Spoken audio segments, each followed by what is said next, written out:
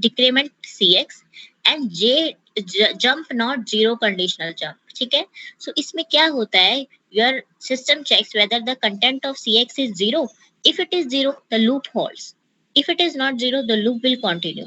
The other way of halting the loop is giving this condition as zero.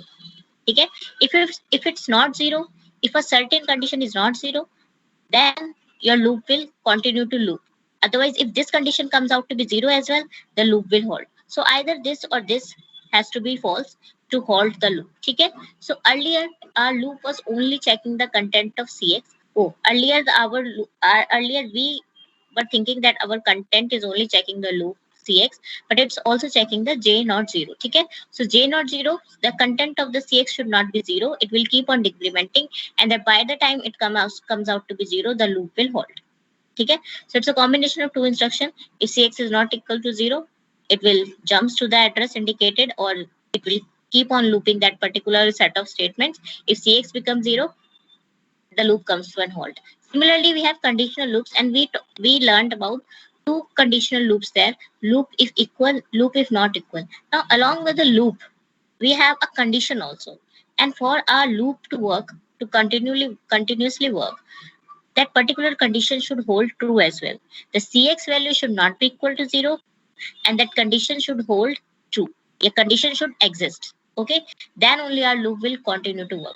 If any of the condition becomes false, for example, our cx becomes zero, or our condition stops to exist, then our loop will halt. Similarly, there is a opposite of this, loop not equal. If a particular condition doesn't exist, and if cx doesn't become zero, then only this particular loop will work.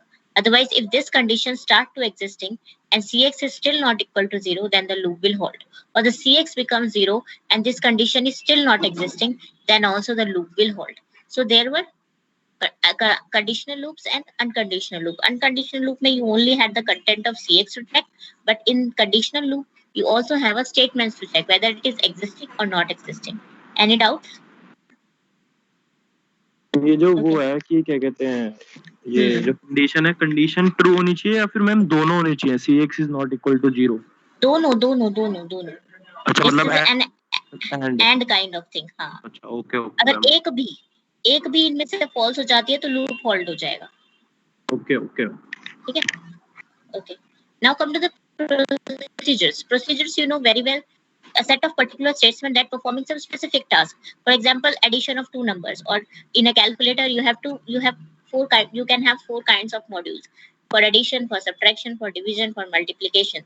Similarly, a procedure in assembly language is a set of statements or set of instruction which performs a specific task. Now, when you define procedures in your program, whenever that program is called and whenever that program is written, two types of instructions are executed internally, which you don't do by yourself, but the assembler executes them for yourself. First is call and second is return.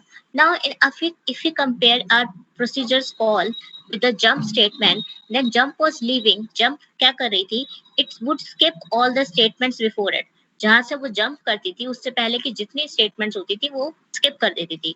In case of call हम skip नहीं करते, we just jump to some procedure, then come back to the same location where we left our program. ठीक है. So that was the only difference between jump and call.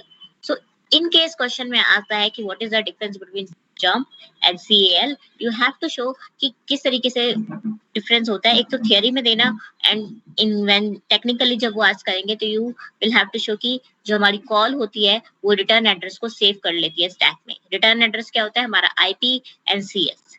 ठीक है. Depend करता है short call थी, near call थी या फार call थी. फार कॉल के केस में आईपी एंड सीएस दोनों को स्टैक में डालेगा, और नियर या शॉर्ट कॉल के केस में सिर्फ आईपी को स्टैक में सेव करके रखेगा जिससे कि वापस आ सके. ठीक है. तो jump में there was no saving of return address, but in call there was a saving of return address. Okay, so that was your call. Now comes to the return. Now your procedure has been executed. You want to go again to the same statement that you left earlier. So now your return comes in the picture. Return क्या करती है? It takes the content out of the stack put it in the same register IP, अगर IP उठाया है तो IP में उठाएगी डालेगी, सीएस उठाया है तो सीएस में डालेगी, and it jumps to the same location where you left your program at first. ठीक है, so return does opposite of call, return जो है कॉल का अपोजिट करती है। अभी इसका एक बड़ा वेरिएशन पढ़ेंगे इंटरप्ट के केस में। तो ये था कॉल एंड रिटर्न, एंड यहाँ पे I think we were done with our first section of chapter 6। ठीक है, अभी किसी को doubt?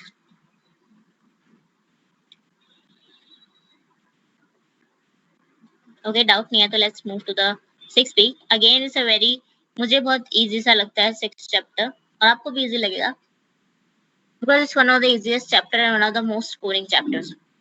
Now come to the interrupts. Now we have learnt about calls के बारे में पढ़ लिया, jumps के बारे में पढ़ लिया, procedures पढ़ लिए, अब interrupts आते हैं। अगर आप सोच के देखो तो यार interrupts are nothing. Interrupts are also procedures which are systematically designed by system softwares के लिए डिजाइन किए जाते हैं। तो जब भी आपके प्रोग्राम में कोई ऐसी चीज आती है, जो ऐसी एरर या ऐसा एक्सेप्शन आता है जो नॉर्मली आता ही है, किसी के भी प्रोग्राम में आ सकता है, उस केस में instead of creating procedures every time by your own self or by a user or by some developer, हम एक system generated program codes design कर देते हैं, और जब भी कोई ऐसी एरर आएगी जो नॉर्मली आती ही है, तो उस केस में इंटरप्ट्स कॉल हो जाते हैं। तो interrupts are nothing, interrupts are again procedures. Procedures ही हैं कि जब कोई पर्टिकुलर कोई केस अब आपके सामने अराइज हो, तो उस केस में ये वाला पर्टिकुलर कोड सेगमेंट हमारा चलना चाहिए, सेगमेंट नहीं, कोड हमारा चलना चाहिए। So interrupts are again procedures which are designed by the system softwares in the beginning, मतलब उन्होंने शुरू में ही कुछ प्रोग्राम्स को, कुछ कोड्स को डिजाइन करके रख दिया है आपके लिए कि अगर ये पर्टिकुलर केस आता है तो you will have an interrupt service procedure to handle it. सब कुछ पता चलेगा, ISP क्या होता है, कॉल क्या होता है। Now come to the interrupt. An interrupt जो है वो हार्डवेयर जनरेटेड हो सकती है, जिसको एक्सटर्नली हार्डवेयर सिग्नल से डिराइव किया जाता है, या फिर सॉफ्टवेयर जनरेटेड हो सकती है। ठीक है, by the execution of some internal event. Hardware generated कैसी इंटरप्ट होती है? जैसे कि आपने कीबोर्ड से कोई की प्रेस करी, it goes as a interrupt to your CPU, वो आपके सीपीयू में एज इंटरप्ट जाती है कि यूजर की तरफ से कुछ इनपुट आया है। ठीक है, अगर सॉफ्टवेयर जनरेटेड कॉल्स की बात करें तो सपोज मेरे ही बहुत सारे प्रोग्राम्स जो है, अपने ओएस में पढ़ा होगा कि एक साथ बहुत सारे प्रोग्राम्स जो हैं वो रन कर रहे होते हैं। तो जब अगर सपोज अभी एक प्रोग्राम इनपुट आउटपुट डिवाइस को हैंडल कर रहा है और एक प्रोग्राम सीपीयू पे हैंडल कर रहा है, अब जब दूसरे प्रोग्राम को सीपीयू चाहिए होता था तो वो इंटरप्ट करता था, तो ये सॉफ्टवेयर जनरेटेड इंटरप्ट हो जाती थी। ठीक है, तो इंटरनल इंटरप्ट मतलब कोई अंदर के इवेंट से आई है, और हार्डवेयर मतलब किसी इनपुट आउटपुट डिवाइस या पेरिफेरल डिवाइस ने आपको इंटरप्ट किया है। ठीक है, इंटरनल इंटरप्ट को एक्सेप्शन भी बोलते थे। इंटरप्ट जब भी आपकी कॉल होती है तो आपका एक इंटरप्ट सर्विस प्रोसीजर कॉल हो जाता है, और जिसे इंटरप्ट हैंडलर भी बोलते हैं। ध्यान से सुनना, जब आप कॉल करते हो किसी प्रोसीजर को तो एक पर्टिकुलर कोड जो है आपको कॉल हो जाता है, और फिर वो कोड एग्जीक्यूट होता है। सिमिलरली यहाँ पे जब भी आपकी कोई इंटरप्ट आती है तो उस इंटरप्ट से रिलेटेड एक इंटरप्ट सर्विस प्रोसीजर कॉल होता है। वो सर्विस प्रोसीजर कुछ नहीं है, वो जस्ट एक प्रोग्राम है जो कि उस पर्टिकुलर सिचुएशन को हैंडल कर रहा है। ठीक है, जैसे कि हमने कौन सी इंटरप्ट पढ़ी है? Interrupt 21H। इंटरप्ट 21, जैसे ही हम इंटरप्ट 21 अपने सिस्टम को देते हैं तो वो क्या करता है, एक ISP कॉल करता है उससे रिलेटेड, और उससे रिलेटेड फिर ISP जो एक पर्टिकुलर पूरा प्रोग्राम होगा वो हमारा इनपुट आउटपुट हैंडल कर लेता है। ठीक है, so this is how your interrupts work. You get an interrupt, your CPU get an interrupt, it goes to the program that handles that interrupt, which is called interrupt service procedure, handles it and comes back to your program. ठीक है, interrupts ये होते हैं। आपने interrupts बहुत बार पढ़े होंगे, assembly language में इंटरप्ट्स का थोड़ा सा डिटेल पढ़ लो। सो एन इंटरप्ट वेक्टर, अब देखो जो आपका इंटरप्ट सर्विस प्रोसीजर होता है ना, उसका एड्रेस हमें वेक्टर से मिलता है, उसको बोलते हैं हम इंटरप्ट वेक्टर। ठीक है, इंटरप्ट वेक्टर की एक पूरी टेबल होती है जिसमें 1024 बाइट्स ऑफ द मेमोरी जो है आपकी सिर्फ इंटरप्ट वेक्टर टेबल के लिए स्टोर्ड होती है, और हर वेक्टर जो होता है आपका 4 बाइट का होता है। ठीक है, every vector is a 4 byte, and the first 1024 bytes जो होती है मेमोरी की, वो आपकी इंटरप्ट वेक्टर टेबल के लिए स्टोर्ड होती है। ठीक है, प्रोटेक्टेड मोड में क्या होता है, आपका जो टेबल होती है उसमें आपको वेक्टर डायरेक्ट नहीं मिलता, उसमें आपको वेक्टर डिस्क्रिप्टर मिलता है। तो वो 4 बाइट की जगह बस 8 बाइट का हो जाता है, ठीक है। Protected mode, the vector table is replaced by interrupt descriptor table that uses an 8 byte descriptor to describe the each of the interrupts, ठीक है। तो what you have to know is कि आपका interrupt vector जो है, it is telling you about the address of your interrupt service procedure। Suppose मेरा कोई एक interrupt आया, अब मुझे उसके सर्विस प्रोसीजर पे जाना है, तो उस सर्विस प्रोसीजर का एड्रेस जो है मुझे इंटरप्ट वेक्टर से मिलता है। रियल मोड में ये इंटरप्ट वेक्टर 4 बाइट का होता है और मेरी फर्स्ट 102 पर बाइट्स जो होती है मेरे इंटरप्ट वेक्टर टेबल के लिए स्टोर होती हैं। प्रोटेक्टेड मोड में ये इंटरप्ट वेक्टर टेबल जो है मेरी interrupt vector table descriptor table से बदल जाती है और हर डिस्क्रिप्टर 8 बाइट का होता है जो कि मुझे हर वेक्टर के बारे में इंफॉर्मेशन देता है। Similar as the case of हमने अपना प्रोटेक्टेड मोड और रियल मोड की एड्रेसिंग पढ़ी थी, उसमें वही है। यहाँ पे हम डिस्क्रिप्टर को इतना उसमें नहीं पढ़ेंगे।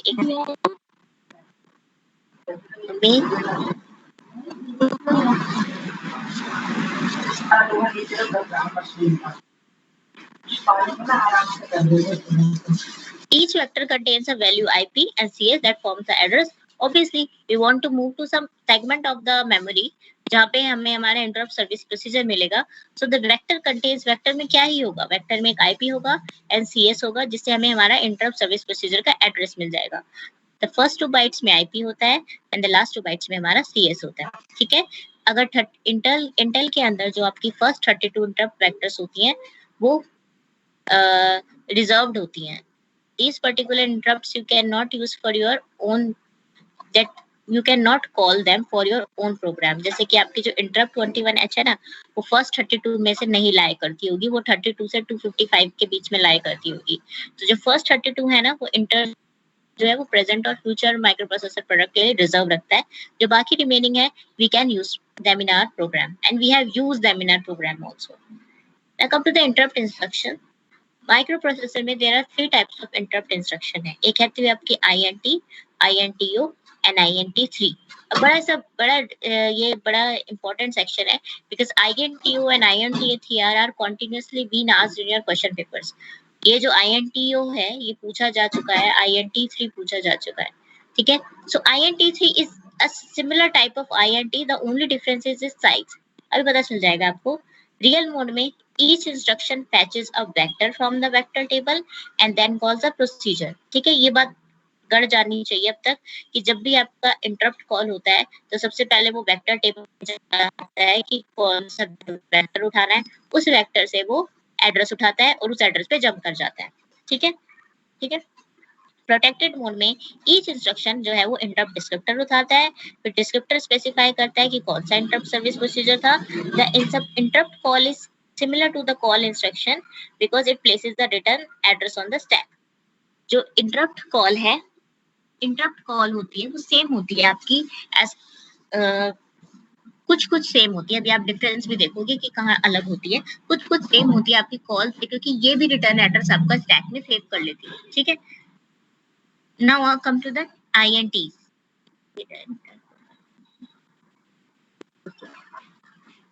INTs 256 डिफरेंट INT इंस्ट्रक्शंस है। आप लोगों ने कौन सी यूज करी है?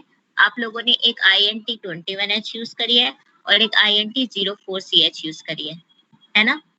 ये दो आप करके आ चुके हैं, जिसमें से एक आपकी इनपुट आउटपुट करती है और दूसरी आपकी एग्जिट टू डॉस कर जाती है, ठीक है। तो these two INTs you have used. There are certain other INTs which are not as frequently used as the these two INTs, but जब हम इसी में प्रोग्रामिंग करेंगे असेंबली में, अगर हम इसको अपनी गॉड लैंग्वेज मान लें तो उसके बाद हमें सारी INTs का यूज पड़ता है, ठीक है। So each INT instruction has a numeric operand range 0 to 25. For example, we are familiar with the 21 and 04C. 04C और 21 को we know by heart. So this can be from 0 to 25. ये जो INT की range है ये 0 से 255 के बीच में कहीं भी हो सकती है, ठीक है। अब INT जो है वो इंटरप्ट वेक्टर यूज करती है, उसको मुझे कैसे पता चलता है कि मुझे कौन सा वेक्टर देखना है। ISP तो मुझे वेक्टर से पता चल जाएगा कि मेरा जो प्रोसीजर है इससे रिलेटेड, इस इंटरप्ट से रिलेटेड, वो वेक्टर से मुझे मिल जाएगा। लेकिन मुझे वेक्टर कैसे पता चलेगा? वेक्टर मुझे कैसे पता चलता है? Whenever I get an interrupt, I just multiply the number by 4. जब भी मेरे पास मैं नहीं करती, सिस्टम करता है, but this is how internally things work. जब भी सपोज मेरे पास इंटरप्ट 10h आया, तो मुझे कौन सा वेक्टर देखना है, मैं इसको 4 से मल्टीप्लाई कर दूंगी, आई विल गेट 40h. मैं 40h वाले मेमोरी एड्रेस पे जो वेक्टर मुझे मिलेगा उसके एड्रेस पे जंप कर जाऊंगी.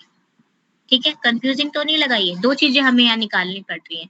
एक हमें वेक्टर देखना पड़ रहा है कि हमें कौन से वेक्टर पे जाना है, फिर उस वेक्टर से हमें एक प्रोसीजर पे जाना है. तो वेक्टर देखने के लिए बस हमें क्या करना होता है, जो भी हम इंटरप्ट दे रहे होते हैं उस इंटरप्ट के नंबर को 4 से मल्टीप्लाई करना होता है in real mode. Protected mode के केस में 4 की जगह 8 से मल्टीप्लाई करना होता है बस. ठीक है, so you get the vector number की वेक्टर टेबल में. अगर आपको पता होना चाहिए ना कि ये पूरी वेक्टर टेबल मेरे पास है, इसमें से कौन से वेक्टर से मुझे ISP मिलेगा अपने इस वाले इंटरप्ट का. So you always multiply the number by 4 or 8 depending on the mode you are exercising in, and then you go to the interrupt service procedures. ठीक है, ये किसी को टफ तो नहीं लगा या किसी का कंफ्यूजन तो नहीं हुई?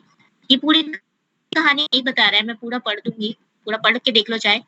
बाकी पूरी कहानी यही बता रहा है, बहुत बड़ा सा जो कुछ दिख रहा है आपको, यही बता रहा है कि how to find the interrupt vector number, vector type number कैसे निकालते हैं, और उससे तो वो जो भी रजिस्टर हमें मिलेगा वो हमें ISP पे ले ही जाएगा. We are least bothered. ठीक है, तो चलो नेक्स्ट पे चलते हैं.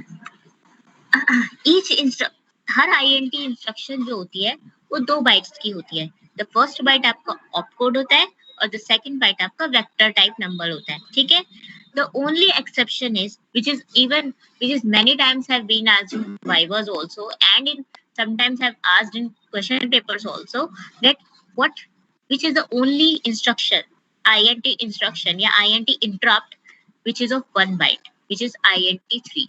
INT3 is the only INT interrupt which is of 1 byte. All the INT interrupts are of 2 bytes. ठीक है, only this particular interrupt is of 1 byte. ठीक है, and it is used as break point. अभी इसके बारे में आगे आएगा. अब सबसे पहले ये देखो कि सपोज मेरे पास एक इंटरप्ट आया. अब इंटरप्ट आने के बाद मैंने वेक्टर टाइप नंबर से ISP निकाल लिया. उससे पहले क्या क्या होता है, कॉल में क्या हो रहा था, मेरा रिटर्न एड्रेस सेव हो रहा था. यहाँ पे भी मेरा रिटर्न एड्रेस सेव होगा, लेकिन रिटर्न एड्रेस के साथ साथ there are certain other thing that will pushed to the stack. Let's have a look at them. ये क्वेश्चन ये बहुत ध्यान से पढ़ना, बिकॉज क्वेश्चन आता है what is the difference between IRET and RET. What is the difference between simple procedure call or interrupt procedure call? So if you give this all this, you will get the full marks. ठीक है, अब देखो call के case में आपका सिर्फ IP and CS push हो रहा था. अब यहाँ पे जब आपका सॉफ्टवेयर इंटरप्ट का प्रोसीजर कॉल होता है तब आपका क्या क्या पुश होता है. pushes the flags, अंडरलाइन देख लो, flags सबसे पहले flags को डाल देता है. ठीक है, फिर clears the T and I flag bits. T is trap, I is interrupt. अभी इसके बारे में बताती हूँ, अगर भूल गए हो तो ऑलरेडी बता चुकी हूँ एक बार, बट फिर से बता दूंगी. T and I flag bits को क्लियर कर देता है. Pushes CS onto the stack, which is not new for you because we want to come back to the program we are processing currently. So CS onto the stack, fetches the new value for CS from the interrupt vector, pushes the IP EIP onto the stack, fetches the new value for IP EIP from the vector. ठीक है, अब jumps to the new location. So this is nothing new to you. You know why we are pushing CS and IP and then uploading a new IP and new CS to the CS and IP registers. This thing is new for you. Flags and TI flags. ठीक है, देखो क्या होता है कि जब suppose मैं अपने एक प्रोसीजर पे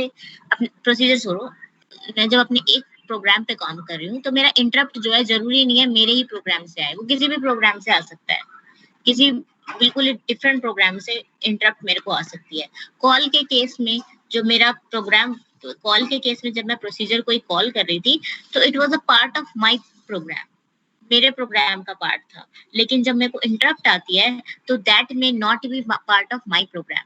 जरूरी नहीं है कि वो ऐसा प्रोग्राम जो इंटरप्ट ऐसे प्रोसीजर के लिए आई है जो मेरे प्रोग्राम का पार्ट नहीं है. तो उस केस में जो मेरे प्रोग्राम की स्टेटस था वो फ्लैग्स के थ्रू स्टोर्ड होता है. मतलब अगर मेरी 5 अरिथमेटिक इंस्ट्रक्शन एग्जीक्यूट हो चुकी हैं तो 5 अरिथमेटिक इंस्ट्रक्शन का जो स्टेटस होगा वो फ्लैग्स में स्टोर्ड होगा। तो अगर अब कोई नया प्रोसेस चलता है, अगर कोई नया इंटरप्ट प्रोसीजर चलता है और उसमें भी कोई अरिथमेटिक इंस्ट्रक्शन है तो मेरे फ्लैग्स की वैल्यू ओवरराइड हो जाएगी और होंगी ही, ऑब्वियसली ओवरराइड होंगी ही। तो मैं क्या करती हूँ, सबसे पहले तो अपने प्रोग्राम की फ्लैग वैल्यू को सेव कर लेती हूँ। ठीक है, CZSP सबको मैंने सेव कर लिया। अब उसके बाद आता है मेरा TNI फ्लैग। तो ये पता चल गया कि मेरे प्रोग्राम का ये स्टेटस था, मेरी इस वाली इंस्ट्रक्शन का रिजल्ट 0 था या नहीं था, साइन नंबर था या अनसाइन नंबर था, वो मैंने सेव कर लिया थ्रू फ्लैग। अब दूसरे प्रोसीजर का जो भी चले मेरे को मतलब नहीं। Next come to the TNI flag. TNI flag क्या करता है, trap and interrupt, interrupt pin. ठीक है, तो ट्रैप को हम वैसे ही क्लियर कर देते हैं बिकॉज ऑलरेडी हम एक प्रोसीजर को चला रहे हैं जिसमें हमें कोई फॉल्ट या जिसमें हमें कोई ब्रेक पॉइंट की जरूरत नहीं है। आई क्या करता है, देखो आई जो होता है वो हमारा इंटरप्ट पिन को कंट्रोल करता है, INTR पिन। अगर INTR पिन आपकी इनेबल्ड है ना तो आपको हार्डवेयर इंटरप्ट्स आ सकते हैं, और अगर आपकी INTR पिन डिसेबल्ड है ना तो आपको हार्डवेयर इंटरप्ट्स नहीं आ सकते हैं। तो जब आप ऑलरेडी एक इंटरप्ट पे काम कर रहे हो, so your system doesn't want any other interrupt from outside at least. System में कोई फॉल्ट आता है वो इंटरप्ट वो एक्सेप्ट कर लेगा, लेकिन बाहर से कोई फिलहाल के लिए इंटरप्ट ना आए तो वो आई फ्लैग को 0 कर देता है। क्लियर, मतलब TNI में दोनों में 0 डाल दिया, दोनों को डिसेबल कर दिया। ठीक है, अब इनको क्लियर करा वो ठीक है, लेकिन इनकी वैल्यू को भी वो सेव कर लेता है। ठीक है, इनकी value clears and pushes the TNI flag bits. इसमें क्लियर्स एंड पुश करना होना चाहिए था कि जो TNI फ्लैग पहले थे मेरे प्रोग्राम के, जब मैं प्रोग्राम, सपोज मेरा प्रोग्राम A है और मुझे B का इंटरप्ट आता है तो A के केस में जो TNI का स्टेटस था वो मेरे पास सेव होना चाहिए। तो यहाँ पे सिर्फ क्लियर्स नहीं होना चाहिए, यहाँ पे होना चाहिए pushes and clears. I will correct it before sharing it with you. मैं अपना चार्जर लगा ले, मेरा चार्ज खत्म। ठीक है, so TNI are doing this trap thing and interrupt handle कर रहा है।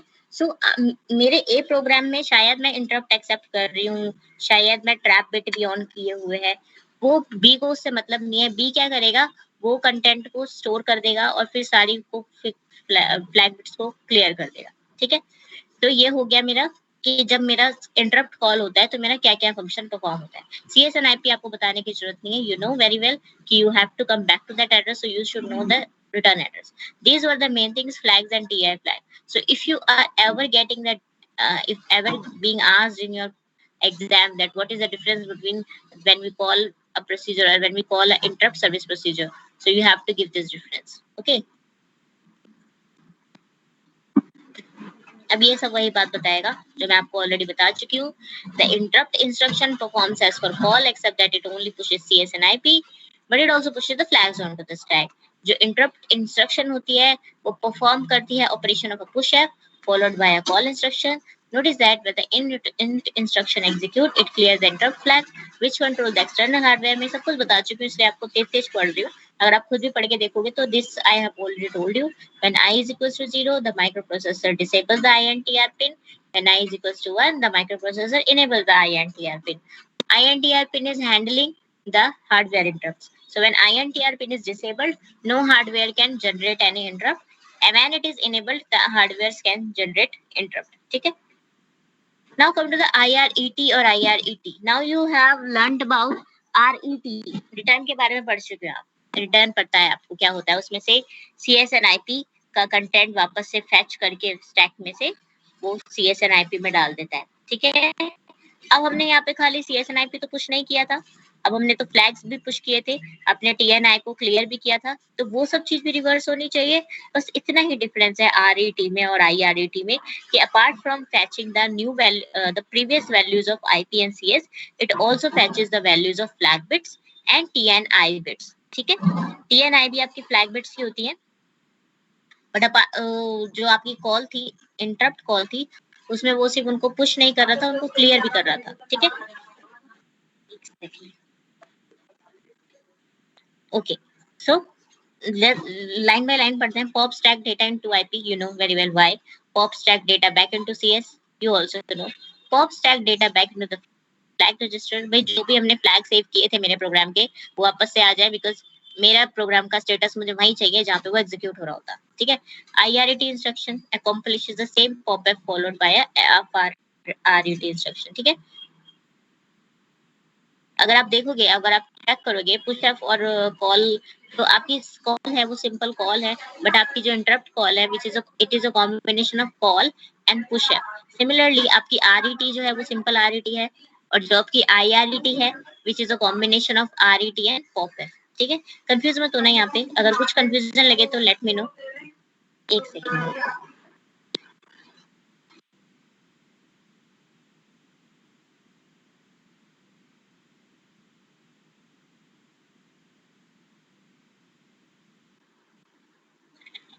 ठीक है. ओके चलो यार, यहाँ तक किसी को कोई डाउट तो नहीं है, क्योंकि ये क्वेश्चन आता है यार 5-5 नंबर का आता है ये क्वेश्चन, मैक्सिमम मार्क्स का क्वेश्चन आता है. डिफरेंस आता है RET और IRET में.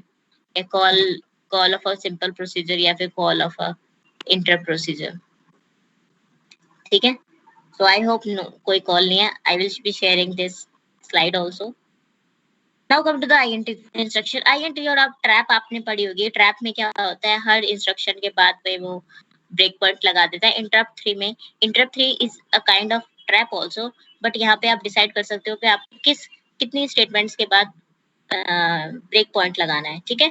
सो उस केस में क्या होता है कि आपका प्रोग्राम जो है रुकता है वहां पे, एंड आप उसको चेक कर सकते हो कि ये पर्टिकुलर सेगमेंट सही चल रहा था या ये पर्टिकुलर सेगमेंट में एरर आ रहा था. So it's like a trap also, it's like a trap only, but trap was like it was after every statement. Her instruction के बाद ट्रैप बिट काम करती थी. और इंटरप्ट 3 में यू कैन डिसाइड कि where you want to put interrupt 3. Interrupt 3 जहां put करोगे वो सिर्फ वहां काम करेगी, हर इंस्ट्रक्शन के बाद काम नहीं करेगी. The speciality of the interrupt instruction is that all the INT instructions are आपकी 2 बाइट्स की होती है. This is the only instruction, interrupt instruction, interrupt INT instruction which is of 1 byte. ठीक है. सो वाइवा में पूछ लेते हैं, या क्वेश्चन में भी कभी कभी आ जाता है, 1 मार्क के क्वेश्चन में आ जाता है, name the only interrupt instruction INT instruction which is of 1 byte. इससे ज्यादा इस पे कोई क्वेश्चन नहीं आता, डोंट वरी. नेक्स्ट इस पे क्वेश्चन आता है, और इस पे मैंने 4 मार्क का भी क्वेश्चन देखा है, INTO. ठीक है. It's a different kind of interrupt and it checks, it's a conditional software interrupt. इसको स्पेशल नाम अगर हम दे तो ये कंडीशनल सॉफ्टवेयर इंटरप्ट होती है, because before interrupting it's also check the O flag bit. ये O फ्लैग बिट को चेक करती है. इसमें क्या होता है कि interrupt on overflow, if your bit has if your the result of your some certain arithmetic instruction has overflowed, then this interrupt type, then interrupt occurs. अब होता क्या है कि आपका O फ्लैग बिट चेक होती है. अगर O 0 है तो INTO आपको कोई परफॉर्म और कोई ऑपरेशन नहीं होता, कोई प्रॉब्लम नहीं है, ओवरफ्लो नहीं हुआ है. लेकिन अगर ओवरफ्लो हुआ है, वो आपका 1 है, तो उस केस में आपका वेक्टर टाइप नंबर 4 कॉल होता है. ठीक है. Vector type number 4. तो जब अगर आप इसको एक्सप्लेन करने जाओगे एग्जाम में, तो आपको यही देना होगा कि INTO is an interrupt on overflow. If O is equals to 0, no operation. If O is equals to 1, then vector type number 4 executes. ठीक है. सिंपल है. किसी को कोई डाउट तो नहीं है? ओवरफ्लो कब कब हो सकता है? ओवरफ्लो के बहुत चांसेस हो सकते हैं. ऐड और सब्ट्रैक्ट के बीच में हो सकता है. अगर यू आर एडिंग और सब्ट्रैक्टिंग द बाइनरी नंबर्स या साइन नंबर्स को ऐड सब्ट्रैक्ट कर रहे हो, तो you can have an overflow. You can have a data greater than your register. In that case your overflow bit turns 1, और उस case में आपका वेक्टर टाइप नंबर 4 आता है. ओके. तो INTO अगेन इंपॉर्टेंट इंस्ट्रक्शन है, क्वेश्चन पेपर में पूछी जाती है, लगातार पूछी जा रही है. अब आता है आपका इंटरप्ट कंट्रोल. आपका इंटरप्ट कंट्रोल को किस तरीके से कर सकते हो? हार्डवेयर इंटरप्ट की बात नहीं है इसमें. जो आपकी आई फ्लैग बिट है उसको आप कैसे कंट्रोल कर सकते हो? एक आपके पास होती है set instruction, set interrupt flag instruction, एक होती है clear flag instruction. Set interrupt flag instruction में यू कैन पुट 1. सेट मतलब 1 डाल सकते हो आई फ्लैग बिट में, और क्लियर फ्लैग इंस्ट्रक्शन में आप 0 डाल सकते हो. ठीक है. So these are 2 instruction which are used to control the I flag bit. I flag bit को इनकी हेल्प से आप कंट्रोल कर सकते हो. ये बहुत ज्यादा पूछा नहीं जाता। 64 बिट मोड इंटरप्ट्स में कुछ नहीं होता है, इंस्टेड ऑफ IRET। अच्छा, IRET जो यहाँ पे D था ना, D stand for 32 bits and IRET is for 16 bits, ठीक है। सिमिलरली है, जब आपका 64 बिट्स आ जाता है ना, तो आपका Q आ जाता है, एंड IRET Q मतलब return instruction is now 64 bit, and no और कोई डिफरेंस नहीं होता। The main difference between IRET retrieves an 8-byte return address from the stack. IRET also retrieves the 32-bit flag registers. सारे काम वही करते हैं, बस साइज में वेरिएशन आ जाती है, ठीक है। 8 बाइट का रिटर्न एड्रेस लेता है और 32 बिट का, 32 bit which is again 8 bytes का वो फ्लैग ई फ्लैग रजिस्टर में कंटेंट लेता है, ठीक है। सो यू शुड नो कि 64 बिट साइज जो है वो, जैसे अभी तक जो 16 बिट में होता आ रहा था पुश एंड पॉप, वो अब आपका 32 बिट में हो जाता है।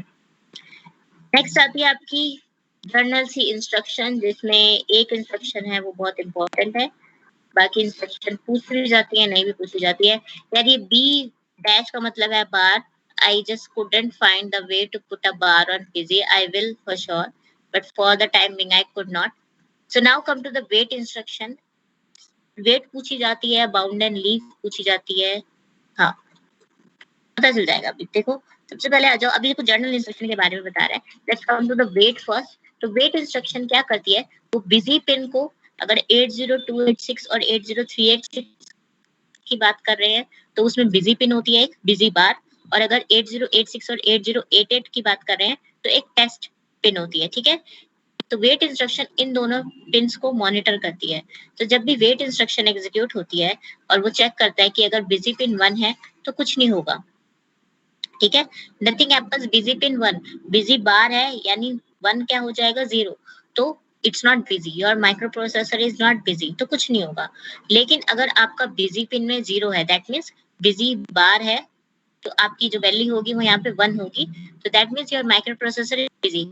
उस केस में आपकी वेट इंस्ट्रक्शन जो है फर्दर कोई इंस्ट्रक्शन को एग्जीक्यूट नहीं करती, वेट करती है जब तक आपकी बिजी पिन दोबारा से 1 नहीं हो जाती, ठीक है। इट्स जस्ट लाइक कि क्या तुम रेडी हो, पोलिंग होता था ना, पोलिंग पोलिंग तरीके से पोल हम एक चेक करते रहते थे कि क्या मेरा सीपीयू अब बिजी है तो ठीक है, वापस जा रही हूँ, वेट करती हूँ, फिर से आऊंगी, फिर से पूछती हूँ सीपीयू क्या तुम बिजी हो, अगर नहीं हो तो मैं फिर से चली जाती थी। उसी केस में हमारे पास इंटरप्ट आई कि मुझे बार बार सीपीयू को आके देखना ना पड़े। आपने ओएस में पढ़ा होगा ये कि बार बार मुझे सीपीयू को पोल ना करना पड़े whether it's busy and it can perform my operation, बार बार ये ना करना पड़े, वो सीपीयू को ना देखना पड़े कि हाँ तुम्हें अब माइक इनपुट आउटपुट चाहिए या क्या तुम्हें अब मेरा चाहिए, तो सीपीयू को बार बार पोल ना करना पड़े। इसी वजह से मेरी इंटरप्ट आई थी कि जब भी किसी प्रोग्राम को सीपीयू की जरूरत हो तो वो खुद ही सीपीयू को बोल दे कि I need you, instead of CPU बार बार उनसे जाके पूछे कि क्या आपको मेरी जरूरत है। इसी तरीके से यहाँ पे वेट पिन है, बहुत उस लेवल पे नहीं है, सीपीयू के लेवल पे नहीं है, माइक्रो प्रोसेसर के छोटे से लेवल पे है, प्रोग्रामिंग का लेवल पे है कि अगर आपकी वेट इंस्ट्रक्शन आती है, अगर आपके प्रोग्राम में आप वेट लिखते हो तो और अगर आपका बिजी पिन में 1 है तो कुछ नहीं होगा, nothing, because 1 is 0 because busy is a bar. अगर आपकी बिजी पिन में 1 है that means your microprocessor is busy, आपका माइक्रो प्रोसेसर बिजी है, that means wait till you execute the next instruction. और वो वेट कब तक होता है, जब तक आपका बिजी पिन में दोबारा से 1 नहीं हो जाता, okay. So this is a kind of polling also. I think I don't know if you have remembered that everything that you have learned in OS, but similar सा concept है। जैसे CPU पोल करता था वहां पे, सिमिलरली यहाँ पे wait पोल कर रहा है बिजी पिन को, फ्री हुई नहीं फ्री हुई, ओके वेट करता हूँ, फ्री हो गई, ओके नेक्स्ट इंस्ट्रक्शन एग्जीक्यूट कर देता हूँ। उसी तरीके से CPU करता था, but polling is not in fashion these days, it's interrupts now, we have the interrupts for us, ठीक है। बट यहाँ पे वो इंटरप्ट वाला केस नहीं है, यहाँ पे हम सीपीयू को बिजी नहीं रख रहे हैं, यहाँ पे हम सीपीयू को खाली छोड़ रहे हैं, यहाँ पे जस्ट हमारा वेट एक बिजी पिन का वेट, बिजी पिन को चेक कर रही है एंड उसके बेसिस पे परफॉर्म कर रही है operations. Halt instruction stops the execution of software. There are 3 ways to exit a halt by an interrupt. You have already done by an interrupt also. आपने इंटरप्ट के थ्रू हॉल्ट किया हुआ है, ठीक है।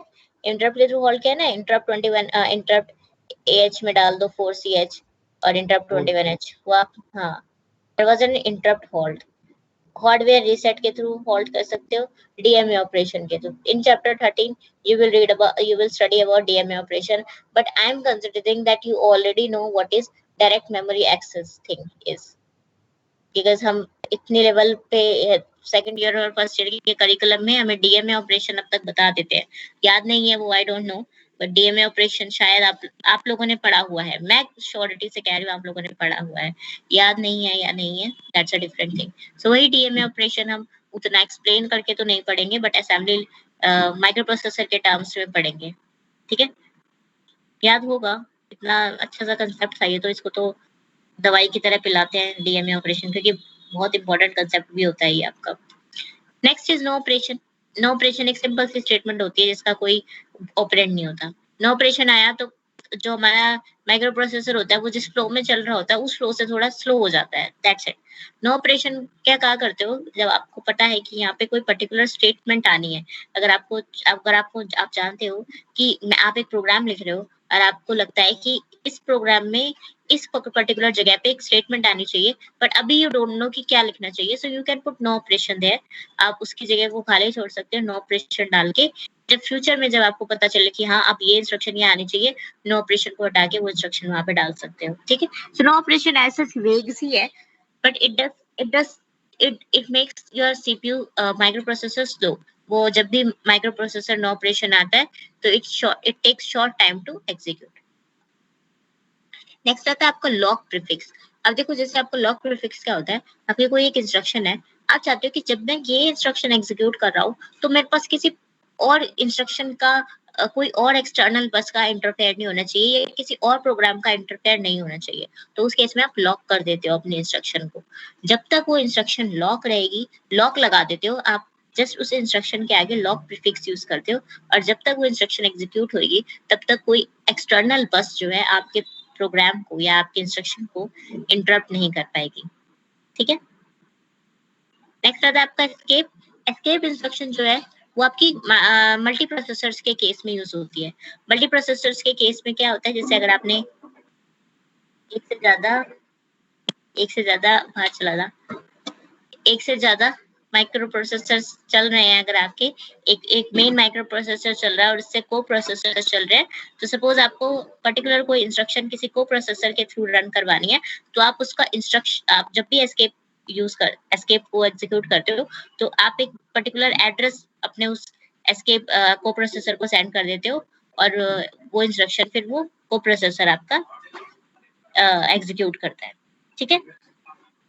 6 bits of the escape instruction provide the opcode to the coprocessor and begin executing a coprocessor instruction, ठीक है। तो कोई ऐसी इंस्ट्रक्शन जो अभी पर्टिकुलर कोई एक माइक्रो प्रोसेसर चला रहा था, अब उसका प्रोसेसर चलाता है, तो एस्केप जो है वो एड्रेस एक्सचेंज के केस में काम आता है। नेक्स्ट आता है बाउंड। अब मेरे को आपको बाउंड का आपको 3 या 4 नंबर का क्वेश्चन मिल जाएगा। बाउंड एक ऐसी इंस्ट्रक्शन है जो आपको 3 या 4 नंबर में पूछी जाती है, फ्रिक्वेंटली पूछी जाती है, तो इसके बारे में अच्छे से पढ़ना। बाउंड क्या करता है, बाउंड एक रजिस्टर के कंटेंट को लेता नहीं है, बस देखता है, और एक मेमोरी के पर्टिकुलर रेंज को लेता है। अब उन दोनों को कंपेयर करता है। देखो आपके पास एक रजिस्टर का कंटेंट है, आपके पास एक मेमोरी है, मेमोरी की एंडिंग है, मेमोरी की बिगिनिंग है, ठीक है। उस पर्टिकुलर रेंज की एंड है और उस पर्टिकुलर रेंज की बिगिनिंग है। अगर वो आपका कंटेंट ऑफ रजिस्टर उसकी रेंज में है, वो एंड और बिगिनिंग के बीच में है, तो कोई प्रॉब्लम नहीं। अगर वो उसके ऊपर या नीचे है तो आपका टाइप 5 इंटरप्ट आता है, ठीक है। ठीक है, जस्ट कंटेंट को चेक करता है कि this particular content, the content of this particular register, if it's falling within the boundary of this range, then it's fine. If it is not boundary of this range, then a type 5 interrupt occurs. So this instruction has been asked many times and will be asked in future as well. So इस पे आपको underline कर लेना कि ये important है, ठीक है। तो चलो एग्जांपल के थ्रू देखते हैं। सपोज मैंने एग्जीक्यूट करवाई बाउंड एसआई डेटा, तो मेरा जो एंडिंग बिगिनिंग होगी वो डेटा पे होगी, डेटा पार्ट पे, और मेरी जो एंडिंग होगी वो डेटा प्लस 2 पे होगी, बिकॉज इस वर्ड साइज पे चलती है, या 32 वर्ड पे चलती है, 16 बिट पे चलेगी, ठीक है। तो चलो रियल मेमोरी का केस लेते हैं। तो मेरी जो एक लिमिट हो गई वो हो गई डेटा, एंड एक लिमिट हो गई मेरी डेटा प्लस 2, तो अगर मेरा SI का जो कंटेंट है वो डेटा और डेटा प्लस 2 के बीच में है तो ठीक है, और अगर वो डेटा से नीचे या डेटा प्लस 2 से ऊपर है तो मेरा टाइप 5 इंटरप्ट अगर होगा। ठीक है, that's it. Now enter and leave. Enter and leave कुछ नहीं करता है, एंटर एंड लीव आपका एक टेम्पररी स्टैक बनाने का काम करता है। उसमें क्या करते हैं आप BP का कंटेंट उठा के एक पर्टिकुलर मेमोरी एड्रेस में डालते हैं और उस मेमोरी की बिगिनिंग जो एंड लोकेशन होती है उसको BP में डालते हैं।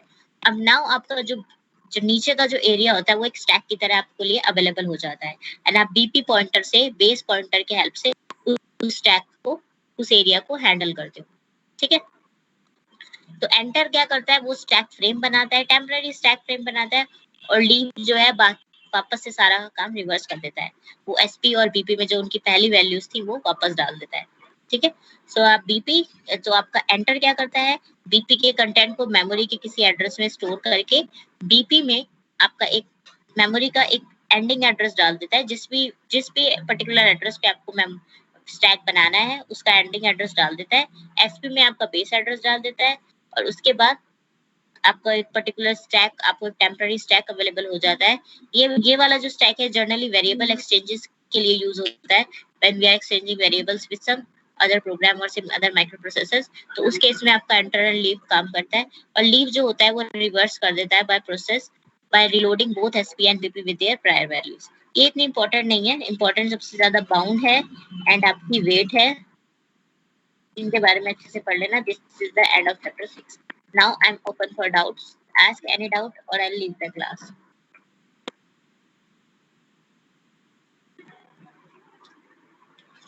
किसी को डाउट नहीं है? हम ये वाला पेज एक बार और बताना है, ये वाला, कौन सा वाला? ये भी जो था, एक minute alt, no, lock, ma'am, आगे escape, bound, enter and leave. Ma'am I वाला, I और T वाले आप बता रहे थे ना कुछ आगे एक बार, वो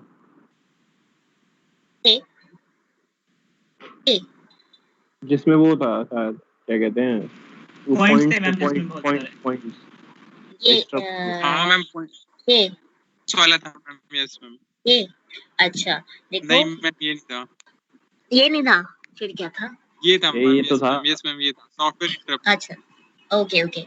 जब भी आपकी एक सॉफ्टवेयर इंटरप्ट या आपकी इंटरप्ट का प्रोसीजर कॉल होता है तो these are the following functions that are performed. आप जब कॉल परफॉर्म कर रहे थे ना कल, तो आप CSNIP को सेव कर रहे थे because you have to come to that program again. ठीक है, अब जब आप इंटरप्ट पे जंप करते हो ना तो उससे भी पहले आप अपना रिटर्न एड्रेस सेव कर लेते हो। Along with the return address you save certain other things, कुछ और थिंग्स भी आप सेव करते हो। उसका रीजन मैंने ये बताया था क्योंकि जब मैं प्रोसीजर कॉल करती हूँ ना, कॉल करती हूँ किसी प्रोसीजर को, तो वो मेरे पार्ट ऑफ प्रोग्राम ही होता है। ठीक है, वो मेरे प्रोग्राम का ही पार्ट होता है। लेकिन जब कोई इंटरप्ट कॉल होता है ना तो वो मेरे जरूरी नहीं है मेरे प्रोग्राम का पार्ट हो।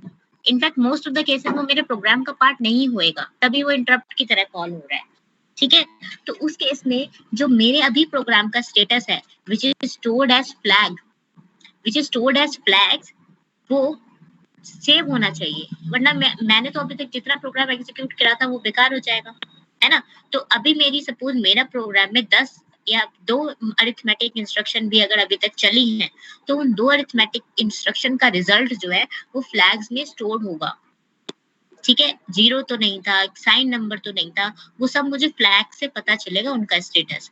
तो अब जब मैं किसी और प्रोग्राम पे जंप कर रही हूँ तो मैं एड्रेस तो सेव करके जा रही हूँ अपने प्रोग्राम का, लेकिन अगर मैं फ्लैग्स भी नहीं स्टोर करती हूँ तो स्टेटस खो जाएगा। तो इसी वजह से जब मेरा इंटरप्ट कॉल होती है तो मेरे ये पर्टिकुलर ऑपरेशंस परफॉर्म होते हैं। सबसे पहले वो क्या करता है, फ्लैग्स को, मेरे प्रोग्राम के फ्लैग्स को स्टैक में डाल देता है। मेरे SZC P इन सब की वैल्यू जो भी थी वो फ्लैग्स को स्टैक में डाल देता है। TNI भी इंक्लूड होते हैं उसमें, इन फ्लैग्स में TNI भी इंक्लूड होते हैं। फिर क्या करता है, फ्लैग TNI को क्लियर कर देता है। ठीक है, SZ वगैरह कुछ होता नहीं है, उससे SZ से मतलब नहीं है, वो ओवरराइड हो गए तो हो गए, नहीं हुए तो हमें क्या करना। TNI को वो स्पेशली क्लियर करता है। TNI क्या करता है, आपका T होता है ट्रैप और I होता है आपका इंटरप्ट। तो देखो जब आप इंटरप्ट हैंडल कर रहे हो तो आपका एक प्रोग्राम जो है वो ऑलरेडी वेट कर रहा है सीपीयू के लिए, ठीक है। तो टी अगर ट्रैप हम उस पर लगा देंगे तो पहले ही हमारा प्रोग्राम वेट कर रहा है, फिर उसको और वेट करना पड़ेगा। तो टी को इसलिए क्लियर कर देते हैं कि ट्रैप नहीं आए। आई को इसलिए क्लियर कर देते हैं कि आई जो हमारा INTR पिन को हैंडल करता है। INTR pin is your interrupt pin which is for hardware interrupts. तो मैं चाहती हूँ कि जब मैं पर्टिकुलर इस इंटरप्ट पे काम कर रही हूँ तो मेरी कोई हार्डवेयर इंटरप्ट नहीं आए, तो इसीलिए मैं आई भी क्लियर कर देती हूँ, ठीक है।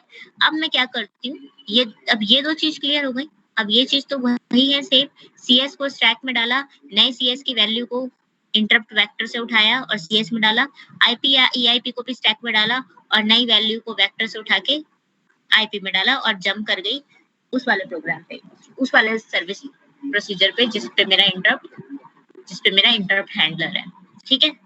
अच्छा मैं वापस जाऊंगी तब मैं क्या करूंगी, IP में पुराना डेटा डालूंगी, CS में पुराना डेटा डालूंगी और जो भी मैंने फ्लैग बिट सेव करी थी TN TI CZSO सारी की सारी मैं वापस से जो भी वो उनकी वैल्यूज थी वो वाली वापस स्टोर करवा दूंगी, ठीक है। So this is how your call of an interrupt and return from an interrupt works. And this difference comes in exam. Call of a simple procedure और call of an interrupt procedure, ये difference आता है, या return या IRET के बीच में difference आता है।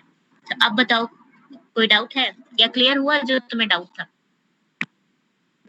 Yes ma'am. ओके, और किसी को डाउट बच्चे? डाउट नहीं है? चिराग तुम्हें कोई डाउट नहीं है? How is this possible? Chirag वो भी के सो गए हो? सो रहा है मैम, वो सो रहा है अभी।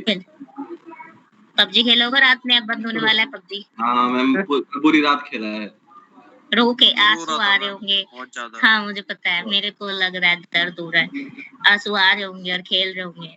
कल रात अपन 2 बजे तक किया। 2 बजे तक खेला? बैकग्राउंड में गाना बज रहा था, जब सुना सुना लागे। नहीं है चिराग, देखो चिराग ये है ही अभी तक तो उसके 10 कमेंट आ जाते हैं। तो मैं कह रहा हूँ सो रहा है वही। हम वो आज से मैं पहली क्लास बंद हो रहा है पबजी, पहले दूसरी क्लास से।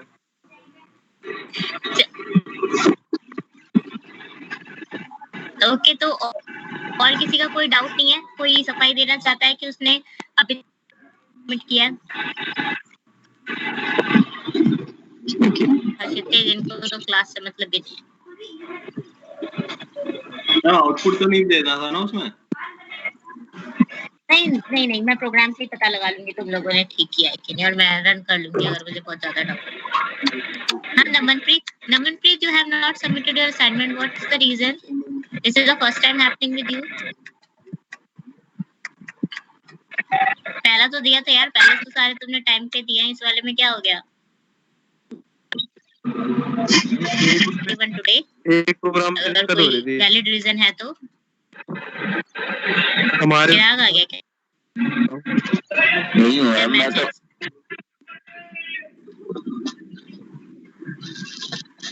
हमने तुम्हारा नाम लिया, तुम नहीं प्रेजेंट थे यहाँ पे। अरे इनकी बातें सुन रहा था, ये जब पबजी 2 बजे तक खिला रहे हैं मुझे। नहीं खेला क्या? अरे आज बंद हो जाएगा, खेल लो। मैं 100 आर्टिकल अगर नहीं करी तो मैं क्या कह रहा है बेचारा, मैं परेशान है। मैंने तो अभी 60,000 का फोन लिया मैम पबजी खेलने के लिए। 60,000 का फोन? बाबा क्या आईफोन में गेमिंग खेलने के लिए आईफोन लिया मैम। मेरे मन पापा तो इतने खुश है कि बन गया था अपना मैं यार इतने रोजगार चलते थे उससे, बहुत लोगों के पैसे कम, कोई रोजगार नहीं चलते मैम। मेरी M4 लेके बेकार है। M4 लेके नहीं क्या रहा यार ये अरे जो हमारा ये ई-स्पोर्ट्स बना है, ई-स्पोर्ट्स हाँ वो मैम कोई ई-स्पोर्ट्स नहीं है मैम, छपरी बिजनेस है और कुछ नहीं। ई-स्पोर्ट्स इंडिया गेमिंग, मुझे तो लगा इंडिया की अपनी गेमिंग कम्युनिटी हो गई यार। इंडिया में ई-स्पोर्ट्स पबजी बोलते हैं मैम। हाँ वही तो आई वाज मैम पबजी चला गया तो ई-स्पोर्ट्स की सोल चली गई। अरे हाँ मैं आई आ हैव जाओ भाई तुम जाओ। Saved the attendance. जाओ जाओ खाना खाओ नाश्ता वास्ता करो। जो और actual game main stream e sports में वो अपना खेल रहे हैं मैम ई स्पोर्ट्स।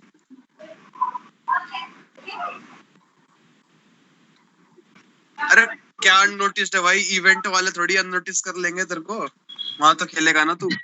हाँ बस वो है कि तेरे पे ऑडियंस रीच ही नहीं है तेरी, वो ऐसे छपरी पब्लिक नहीं आ रही तेरे को देख। हम्म, 20 रुपए से ऊपर चैट नहीं कर रही तुझे बस।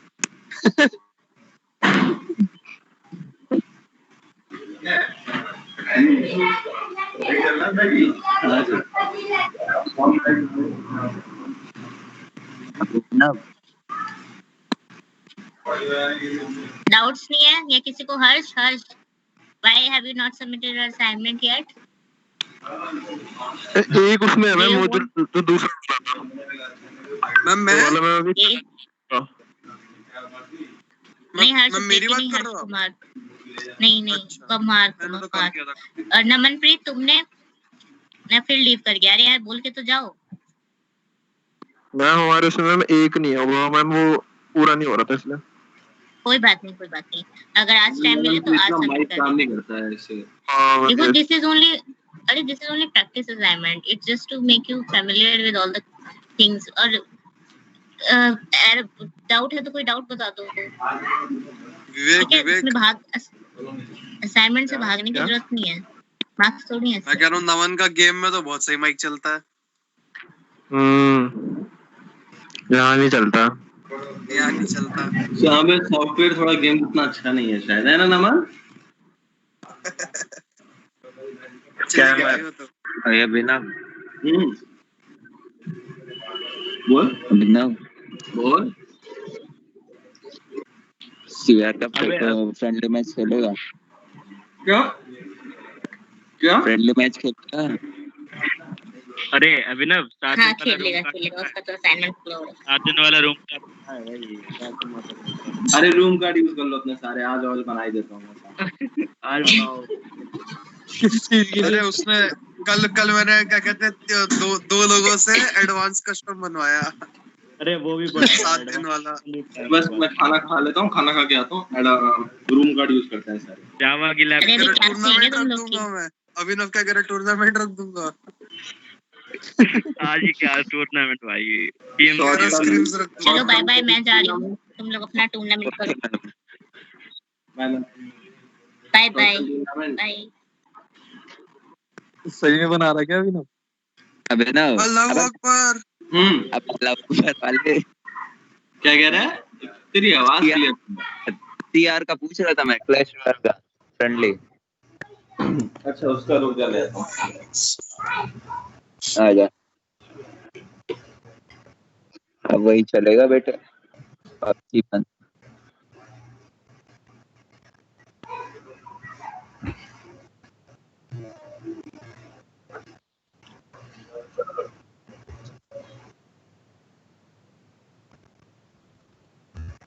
ये लग रहा है आज तृष्णा रह गई।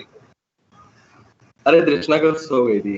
भाई मोदी जी भूल गए भाई, क्या कहते हैं वो बैन का बटन दबाना भूल गए भाई। कह रहे चलने दो।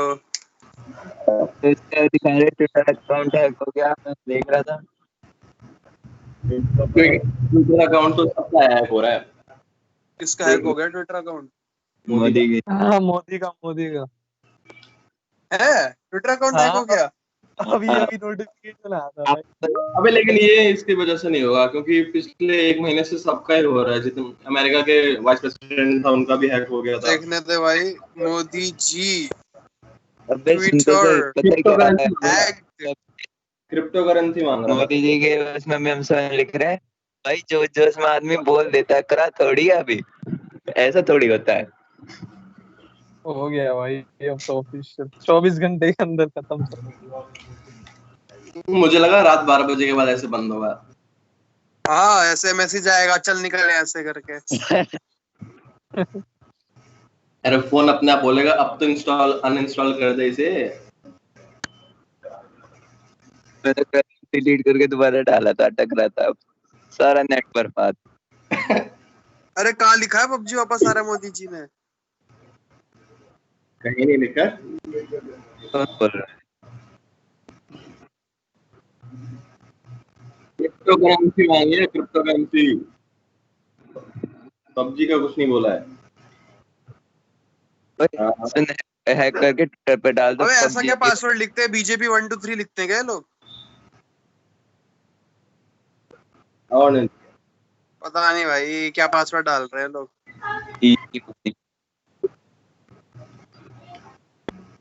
हाँ भाई, अबे इंस्टा हैक ट्विटर के करके बढ़ क्या ही गए हैं, मिलेगा उसे।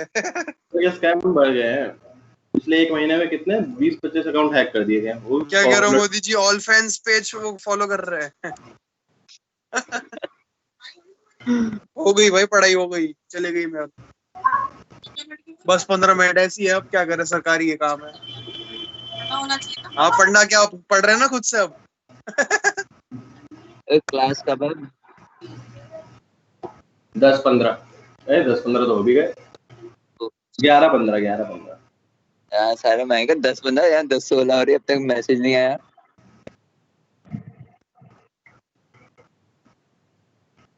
चल चल भाई लगे हैं